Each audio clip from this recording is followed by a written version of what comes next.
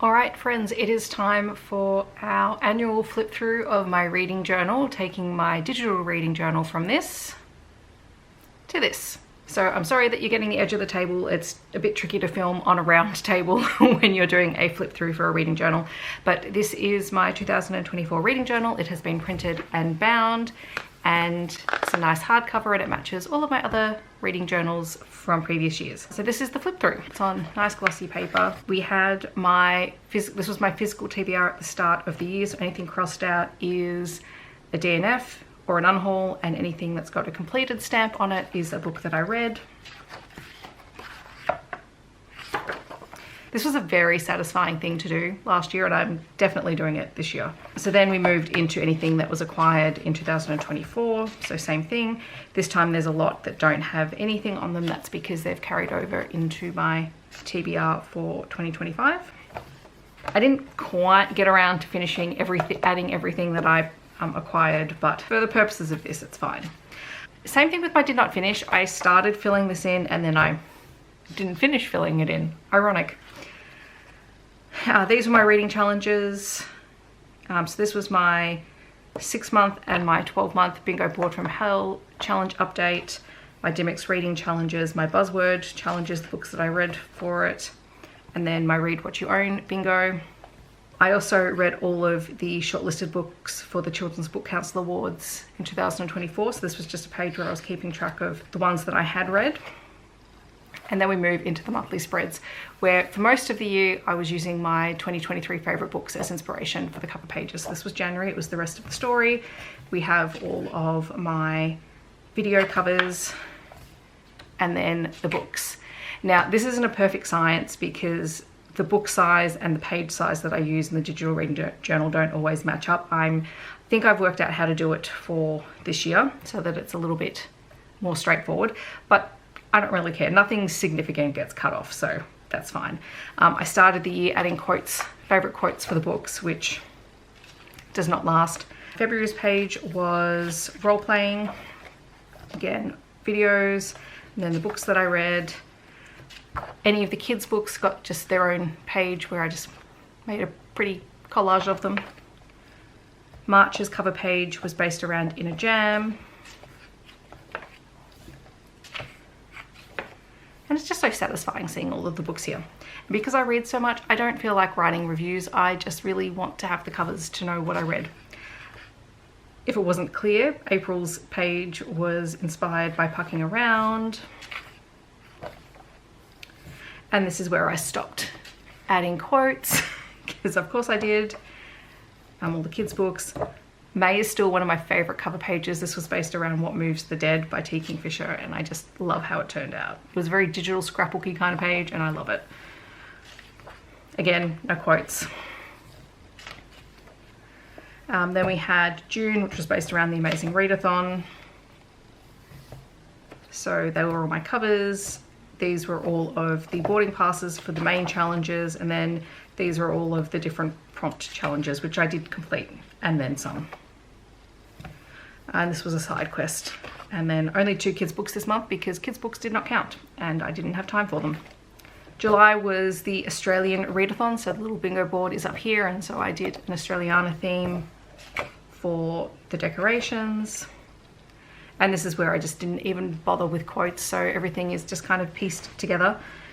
And I even included all of the picture books just within the same spread.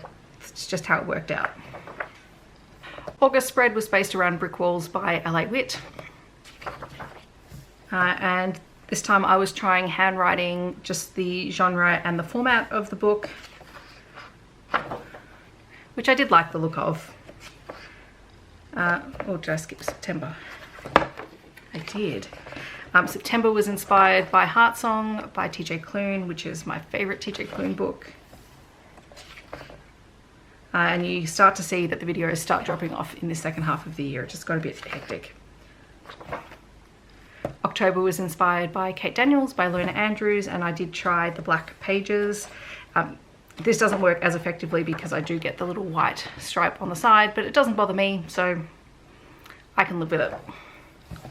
But I do like the way that my handwriting looks on the black.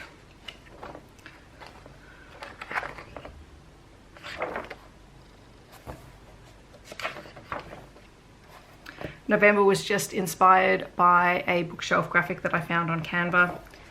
Just a cozy reading vibe. And all of the books. And then December was just based around Christmas. So all the video covers, the books, and then as usual, any fan art that I've collected.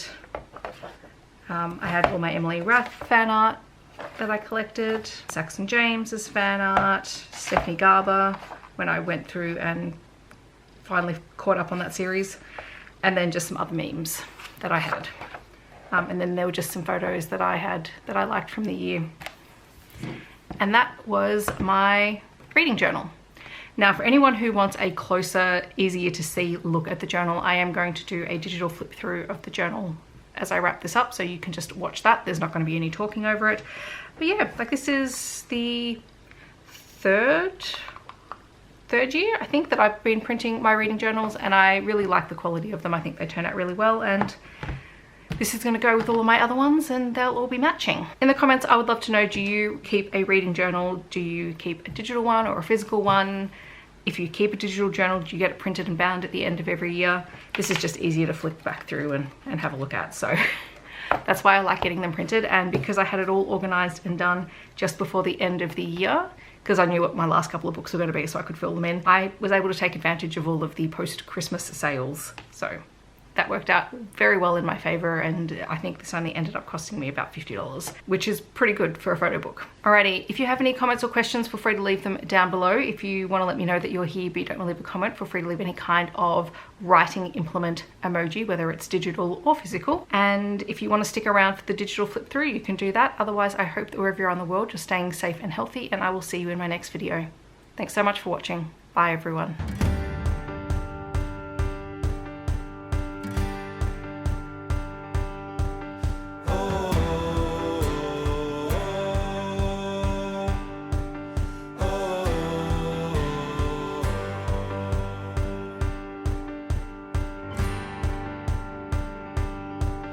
I set out on a road that I built with my own two hands.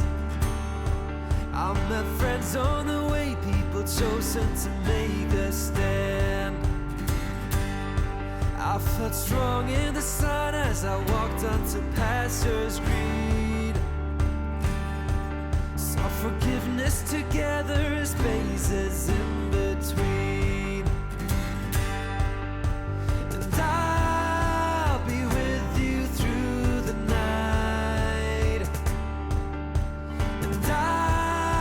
Turn every wrong to right. Baby, we're children of summer, we're meant to be free. Honey, we're not like the others, no reason to be. In my ventures, they brought me to places I've never been. You can walk through this world without a few punches upon your chin. I think I lost you somewhere between 20 and 23. But I still hold you dear despite the heartbreak you caused in me. 'Cause you were with me through my nights.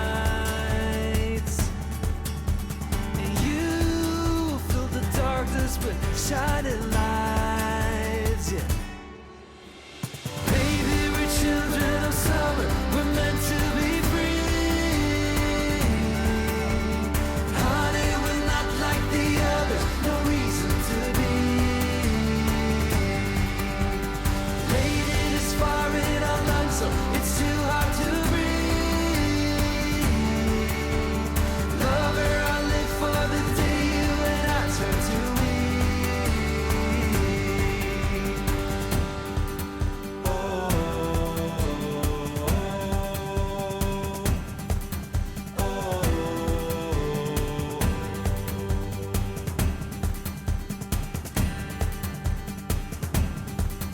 I still think of you now, though my memories turning bleak.